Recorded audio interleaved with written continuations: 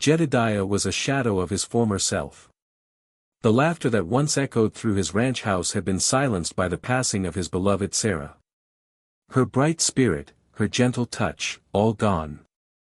Now, only the creak of the floorboards and the mournful howl of the wind filled the empty spaces. He spent his days tending to the cattle, a mechanical routine that barely registered in his mind. Evenings were the worst. The setting sun painted the sky in hues of orange and purple, colors Sarah had adored, each one a painful reminder of what he had lost. He ate alone, the silence amplifying his grief, the untouched chair across from him a constant, aching void. He longed for a connection, a reason to smile again, but the thought of replacing Sarah felt like a betrayal. His old friend, Caleb, saw the toll the isolation was taking. "Jed," Caleb said one afternoon, leaning against the fence as Jedediah mended it, "you can't keep living like this. Sarah wouldn't want it." Jedediah sighed, the wire cutters still in his hand. "I know, Caleb, but—" Caleb cut him off. "There's an orphan auction in town next week. I know it ain't the same, but maybe a child could bring some light back into this place." Jedediah recoiled. "An auction? Like livestock? I can't imagine." The idea felt wrong, a mockery of family and love. "Besides," he added, his voice cracking, "it would feel like I'm replacing Sarah." Caleb placed a hand on Jedediah's shoulder. "Nobody could ever replace Sarah, Jed. But you deserve some happiness. Just come with me. Just look. If it's not for you, it's not for you." Reluctantly, Jedediah agreed to go, more for Caleb's sake than his own. The auction was held in a dusty town hall. The air inside was thick with the smell of sweat and desperation. Children, ranging in age from toddlers to teenagers, stood on a makeshift stage. They were dressed in ill-fitting clothes, their faces pale and drawn. Some looked hopeful, others resigned, and a few openly wept. The auctioneer, a portly man with a booming voice, rattled off descriptions, emphasizing their ability to work, their obedience, and their lack of trouble. Jedediah felt a knot tighten in his stomach. It was even worse than he had imagined. These weren't just orphans, they were commodities, being bought and sold like farm equipment. The scene was a stark reminder of the harsh realities of the world, a world that had already taken so much from him. Amidst the crowd of hopeful and despairing faces, one child stood out. She was small, maybe 8 or 9 years old, with tangled brown hair and clothes that were too big for her. Unlike the others, she didn't try to smile or appear eager. She stood slightly apart, her gaze fixed on the floor, as if trying to disappear. Her eyes, though, were what caught Jedediah's attention. They were large and dark, filled with a sadness that seemed far too profound for someone so young. They were the eyes of someone who had seen too much, who had experienced a pain that no child should ever know. He felt a strange pull towards her, a sense of shared sorrow, a silent understanding that transcended words. While others saw a potential worker or a burden, Jedediah saw a wounded soul in need of healing. Her name, he later learned, was Lily. Before he knew what he was doing, Jedediah heard himself bidding. The auctioneer's voice, which had been a droning monotone, suddenly sharpened with interest. Heads turned. Caleb stared at him, his mouth agape. Jedediah didn't understand it himself. It was as if some force outside of him was at play. He simply couldn't bear the thought of Lily ending up in the hands of someone who wouldn't see her, who wouldn't care for the fragility he sensed beneath her quiet exterior. The bidding was swift but not fierce. Perhaps others sensed her broken spirit and shied away. Before long, the auctioneer's gavel slammed down. Sold. To Mr. Jedediah Harding for $50. A collective murmur filled the room. Jedediah had bought a child. He had bought Lily. Now, he just had to figure out what to do next. The carriage ride back to the ranch was silent and awkward. Lily sat huddled in the corner, her eyes wide and watchful, like a frightened deer. Jedediah tried to offer a reassuring smile, but it felt strained and unnatural. "It's all right, Lily," he said softly, his voice rough from disuse. "You're safe now." She didn't respond, just continued to stare at him with a mixture of fear and suspicion. He didn't push. He understood that trust wasn't something that could be bought or demanded, it had to be earned. He pointed out landmarks as they passed, a grazing herd of cattle, a soaring hawk, a field of wildflowers, hoping to spark some kind of connection, but she remained unresponsive. He pulled out a small, wooden horse he'd carved for Sarah when they were courting, offering it to Lily. She hesitated, then slowly reached out and took it, clutching it tightly in her small hand. It was a start. As the carriage rolled to a stop in front of the ranch house, Lily's grip tightened on the wooden horse. The house was simple, but solid, with a wide porch and a welcoming glow emanating from the windows. Jedediah helped her down, his hand gently supporting her elbow. "Welcome home, Lily," he said, trying to infuse his voice with warmth. She looked up at the house, then back at Jedediah, her expression unreadable. Inside, the scent of wood smoke and baking bread filled the air. It was clean and tidy, but undeniably lonely. He showed her to a small room next to his, with a patchwork quilt on the bed and a small window overlooking the pasture. "This is your room, Lily. If you need anything, just let me know." She stepped inside cautiously, as if afraid the room might disappear. It wasn't fancy, but it was safe, and for the first time in a long time, Lily felt a flicker of something akin to hope. That night, Jedediah was awakened by a blood-curdling scream. He bolted upright, his heart pounding. He rushed to Lily's room and found her thrashing in her sleep, her face contorted in terror. "No. Fire. Please, no," she cried, her voice hoarse with fear. He gently shook her awake. "Lily. Lily, wake up. It's just a dream." She opened her eyes, her breathing ragged, her body trembling. For a moment, she looked at him with utter confusion, then recognition dawned. "It was just a dream," she whispered, her voice barely audible. He sat beside her on the bed, offering comfort. "Tell me about it, if you want," he said softly. She shook her head, burying her face in the pillow. "It was nothing." But Jedediah knew it was something. Something dark and terrible that haunted her waking hours and tormented her sleep. He vowed to protect her from whatever demons lurked in her past. The next morning, Mrs. Gable, Jedediah's longtime housekeeper, bustled into the kitchen, her cheerful demeanor a welcome contrast to the previous night's terror. "Well, now," she exclaimed, her eyes twinkling, "so this is the little miss. Welcome to the ranch, dearie. I'm Mrs. Gable, but you can call me Millie." She offered Lily a warm smile and a plate of freshly baked biscuits. Caleb, the ranch hand, a gruff man with a heart of gold, tipped his hat to Lily. "Mornin', ma'am," he mumbled, his cheeks reddening. "Need any help with the horses, you let me know." Despite their different personalities, both Mrs. Gable and Caleb offered Lily a sense of belonging, a feeling that she was part of something bigger than herself. Jedediah watched, a small smile playing on his lips. Maybe, just maybe, this could work.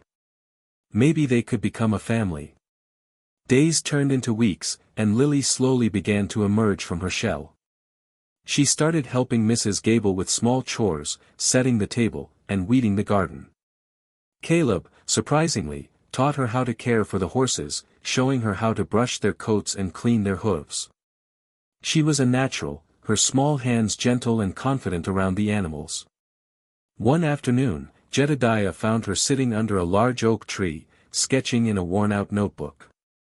He watched as she meticulously drew a picture of the ranch house, capturing every detail with remarkable accuracy.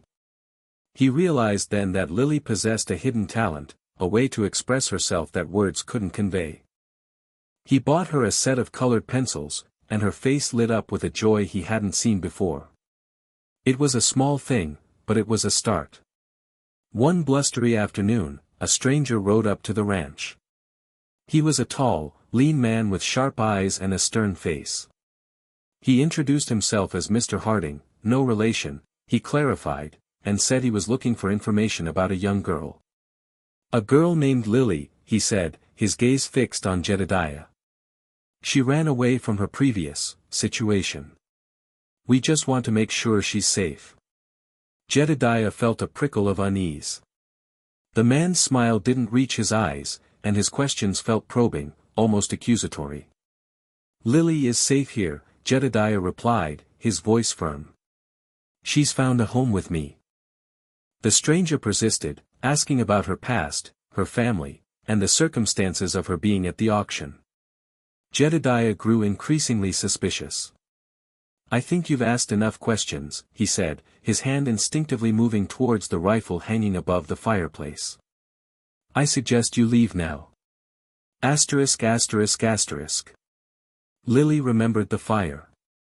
The acrid smell of smoke, the terrifying roar of the flames, the screams echoing in the night. She had been living with Mrs. Hawthorne, a distant relative who ran a boarding house.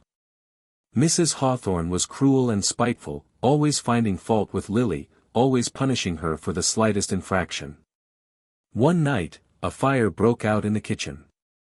Lily had woken to the smell of smoke and the sound of chaos. Mrs. Hawthorne, in a panic, had blamed Lily, accusing her of starting the fire. Lily, terrified and alone, had fled into the night, with nothing but the clothes on her back and a burning image seared into her memory. She had wandered for days, scavenging for food, sleeping in barns and under bridges, until she was eventually taken in by the orphanage that led her to the auction. The fear of being found, of being dragged back to that life, had never left her. Asterisk asterisk asterisk. The stranger, still mounted on his horse, didn't leave. Instead, he sighed and removed his hat, revealing a badge pinned to his vest. Mr. Harding, he said, his voice now weary, I'm Detective Miller, and I'm afraid this is more serious than a simple runaway. Lily is a material witness in a robbery, and possibly an accomplice. A large sum of money was stolen from Mrs. Hawthorne's boarding house the night of the fire. We believe Lily may have information about its whereabouts. Jedediah was stunned. He couldn't believe what he was hearing. Lily? A thief? It seemed impossible. That's ridiculous, he sputtered. Lily is just a child. She wouldn't. Detective Miller held up a hand. I understand your skepticism, Mr. Harding, but we have reason to believe she's involved. We need to speak with her. I won't allow it, Jedediah declared, his voice ringing with conviction. Lily is under my care now, and I believe in her. She's been through enough. I won't let you drag her back into that nightmare. He stepped forward, his eyes blazing with protective fury. If you have any questions, you can ask me. But you will not speak to Lily without my permission. Detective Miller sighed, his shoulders slumping slightly. Mr. Harding, I understand your protectiveness, but this is an official investigation. We have a warrant to search the premises and question Lily. Jedediah stood his ground, unyielding. Then you'll have to go through me, he said, his hand resting on the rifle. I won't let you scare her. The tension hung heavy in the air, thick and suffocating. A showdown was brewing, and Jedediah was prepared to fight for the little girl who had somehow managed to reignite a spark of hope in his weary heart. Detective Miller, seeing Jedediah's resolve, lowered his voice. Mr. Harding, I understand your feelings, but we found a drawing in Lily's belongings at the orphanage. It's a detailed sketch of Mrs. Hawthorne's safe, including the combination lock. He paused, letting the information sink in. Furthermore, a witness claims to have seen a young girl matching Lily's description running from the boarding house that night, carrying a small bag. He pulled out a crumpled piece of paper. This is a copy of the drawing. Jedediah stared at the sketch, his heart sinking. It was undeniably Lily's work, her distinctive style evident in every line. Doubt began to creep into his mind, a cold, unwelcome guest. Could Lily be capable of such a thing? Had he misjudged her? He desperately wanted to believe in her innocence, but the evidence was mounting against her. That night, Jedediah couldn't sleep. He paced the floor, the detective's words echoing in his mind. He looked at Lily's closed door, his heart heavy with confusion and uncertainty. He knew he had to find out the truth, not just for the law, but for himself. He decided to do some investigating of his own. He started by questioning Mrs. Gable and Caleb, discreetly asking if they had noticed anything unusual about Lily, any signs of guilt or deception. They both defended her vehemently, insisting on her innocence. "That little girl wouldn't hurt a fly," Mrs. Gable declared, her eyes flashing. Caleb, though less vocal, nodded in agreement. Encouraged by their unwavering faith, Jedediah resolved to dig deeper, to uncover the truth behind the accusations and clear Lily's name, or at least understand what had truly happened. He knew it wouldn't be easy, but he owed it to her, and to himself. Lily, meanwhile, had overheard snippets of Jedediah's conversation with Detective Miller. She understood that she was suspected of something terrible, something she didn't do. The fear and panic that had been simmering beneath the surface finally boiled over. She couldn't bear the thought of bringing trouble to Jedediah, of shattering the fragile peace they had built together. She knew that her past was a dark cloud that would always follow her, and she didn't want it to ruin his life. With a heavy heart, she made a decision. She packed a small bag with a few belongings, including the wooden horse Jedediah had given her, and slipped out into the night. She left a note on her pillow, "I'm sorry. I don't want to cause any more trouble." Then, she disappeared into the darkness, hoping to protect the only person who had ever shown her kindness.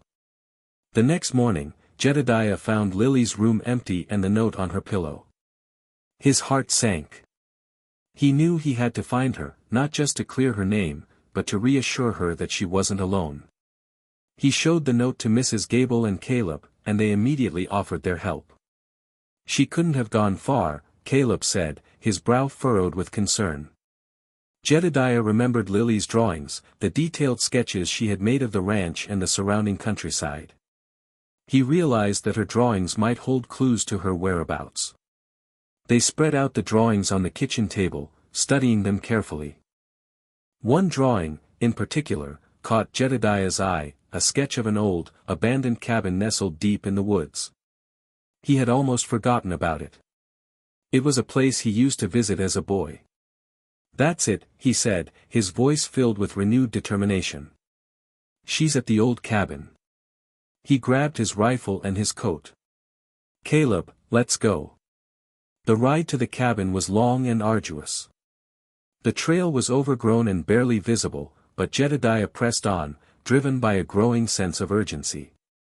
Finally, they reached the clearing where the cabin stood, its weathered walls and broken windows a testament to years of neglect. As they approached cautiously, they heard a muffled voice coming from inside. Jedediah signaled to Caleb to stay back, then slowly pushed open the cabin door. Inside, Lily was huddled in a corner, her eyes wide with fear. Standing over her was a burly man with a menacing grin. It was Mrs. Hawthorne's nephew, a known troublemaker named Silas. He held a knife to Lily's throat.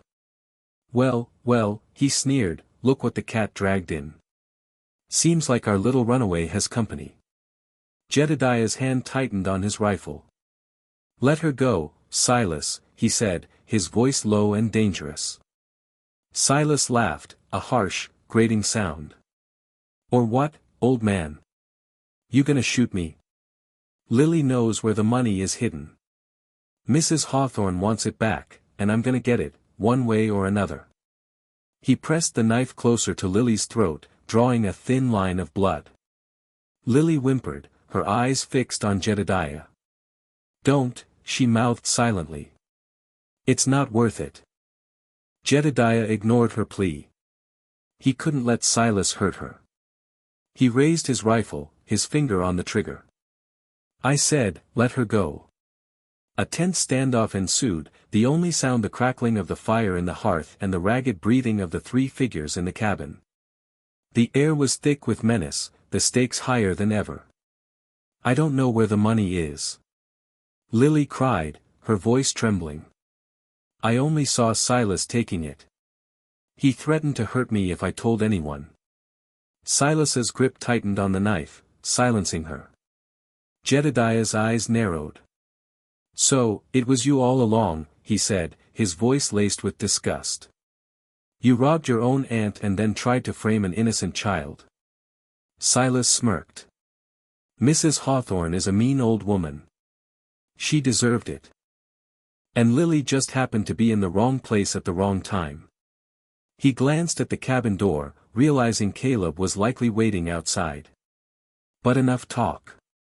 I'm leaving now, and I'm taking Lily with me. She's my insurance policy. He started to drag Lily towards the door, but Jedediah was faster. He fired a shot, narrowly missing Silas's head. Silas stumbled back, releasing Lily.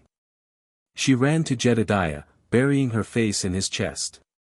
Caleb burst into the cabin, tackling Silas to the ground. Soon after, Detective Miller arrived, summoned by Caleb. Silas was taken into custody, and Lily, finally free from the burden of her secret, told the detective everything. She explained how she had seen Silas stealing the money and how he had threatened her into silence. She also told him about Mrs. Hawthorne's cruelty and the fire that had forced her to flee. Detective Miller listened patiently, his expression softening as he realized the truth. Lily was not a thief, but a victim. He apologized for the suspicion she had endured and assured her that she was no longer in danger. The stolen money was recovered from Silas, clearing Lily's name completely. Jedediah held her close, relief washing over him. He had been right to trust her. She was innocent. Back at the ranch, a sense of peace settled over the household. The shadows of Lily's past had finally been dispelled, replaced by the warmth of acceptance and love. Jedediah watched Lily as she sat by the window, sketching a picture of the ranch house, her face radiant with happiness. He realized that she had not only brought light back into his life but had also taught him the true meaning of family. He knew in his heart that he couldn't let her go. He had to make her a permanent part of his life. He called her over to him, his eyes filled with affection. "Lily," he said softly, "I want to ask you something very important." He took a deep breath, his voice trembling slightly. "Would you like to be my daughter? Would you like me to adopt you?" Lily's eyes widened, filled with disbelief and a dawning joy. "Really?" she whispered, her voice choked with emotion. "You want me to be your daughter?" Jedediah smiled, his heart overflowing with love. "More than anything in the world," he said, his voice thick with emotion. Lily launched herself into his arms, hugging him tightly. "Yes," she cried, tears streaming down her face. "Yes, I want to be your daughter." He held her close, his own tears mingling with hers. In that moment, they became a family, bound not by blood, but by love, loyalty, and a shared desire for a brighter future. Mrs. Gable and Caleb, who had been watching from the doorway, cheered and clapped, their faces beaming with happiness. The ranch, once filled with sorrow and loneliness, was now overflowing with joy and hope. The adoption was made official a few weeks later. Lily Harding now. The name felt right, solid, and permanent. The courtroom was small and sparsely populated, but filled with love. Mrs. Gable and Caleb were there, beaming with pride. Even Detective Miller stopped by to offer his congratulations, a genuine smile on his face.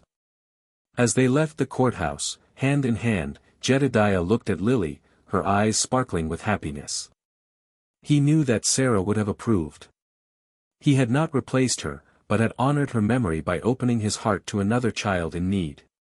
He had found a new reason to live, a new purpose in life, and a new family to cherish. The future was uncertain, but one thing was clear, they would face it together. Years passed. The ranch flourished under their care, a testament to their hard work and unwavering love. Lily grew into a kind and confident young woman, her artistic talent blossoming with each passing day. Her drawings, once filled with shadows and fear, now depicted the beauty and tranquility of her surroundings. She often sat on the porch with Jedediah, sketching the sunset, the rolling hills, and the grazing cattle. Sometimes, Jedediah would tell her stories about Sarah, sharing memories that made them both laugh and cry. They were a family, imperfect but strong, bound by a love that had weathered the storms of the past and embraced the promise of the future. As the sun dipped below the horizon, painting the sky in hues of orange and purple, Lily leaned against Jedediah, her heart filled with gratitude. She had finally found her home, her family, and her peace. The past no longer haunted them, it had simply made them stronger. The future was bright, filled with endless possibilities, all shared together, on their beloved ranch.